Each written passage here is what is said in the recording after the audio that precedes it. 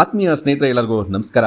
ಇಂದು ತಾವೆಲ್ಲರೂ ವೀಕ್ಷಿಸುತ್ತಿರುವಂತಹ ವಿಶ್ವವಿಖ್ಯಾತಿಯನ್ನು ಗಳಿಸಿರುವಂತಹ ಸುತ್ತೂರು ಮಠದ ವಸತಿ ಶಾಲೆಯು ಸಹಸ್ರಾರು ಬಡ ವಿದ್ಯಾರ್ಥಿಗಳನ್ನು ತನ್ನ ಮಡಿನಲ್ಲಿಟ್ಟುಕೊಂಡು ಸಲಹುತ್ತಾ ಸಮಾಜಕ್ಕೆ ಉತ್ತಮ ಸತ್ಪ್ರಜೆಗಳನ್ನು ನೀಡುತ್ತಾ ಬಂದಿರುವ ಈ ವಸತಿ ಶಾಲೆಯ ಸ್ಥಾಪನೆಯ ಹಿಂದೆ ಒಂದು ಮನ ಕಲಕುವ ಘಟನೆ ಇದೆ. ಮಂಡ್ಯ ಜಿಲ್ಲೆ ಶ್ರೀರಂಗಪಟ್ಟಣ ತಾಲೂಕಿನ ಹಂಗರಹಳ್ಳಿಯಲ್ಲಿ ಬೆಳಕಿಗೆ ಬಂದ ಜೀತ ಪ್ರಕರಣ ಪೂಜ್ಯರ ಮನಸ್ಸನ್ನ ಮನ ಕಲಕಿತು. ಮಾತೃ ಹೃದಯಿಗಳು, ಮಾನವೀಯತೆಯ ಸಕಾರಮೂರ್ತಿ, ಬೆನ್ನಿಗೆಂತಹ ಮನಸ್ಸುಳ್ಳ ಪರಮಪೂಜ್ಯ ಜಗದ್ಗುರು ಶಿವರಾತ್ರಿ ದೇಶಿಕೇಂದ್ರ ಮಹಾಸ್ವಾಮಿಗಳವರ ಆ ಘಟನೆ ಮನ ಕಲಕಿತು. ಅಲ್ಲಿ ಕಲ್ಲಿನ ಕ್ವಾರೆಗಳಲ್ಲಿ ಮಾಲೀಕರು ಹಗಲು ರಾತ್ರಿ ಎನ್ನದೆ ಕಾಲಿಗೆ ಸರಪಳಿ ಹಾಕಿ ಅಮಾನುಷವಾಗಿ ಜನರನ್ನ ನಿಷ್ಕೃಷ್ಟವಾಗಿ ದುಡಿಸಿಕೊಳ್ಳಲಾಗುತ್ತಿದೆ. ತಮ್ಮ ಕುಟುಂಬದ ನಿರ್ವಹಣೆಗಾಗಿ ಕ್ವಾರಿ ಮಾಲೀಕ ಕಾಲಿಗೆ ಸರಪಳಿ ಹಾಕಿದರೂ ಪ್ರತಿಭಟಿಸುತ್ತಿರಲಿಲ್ಲ.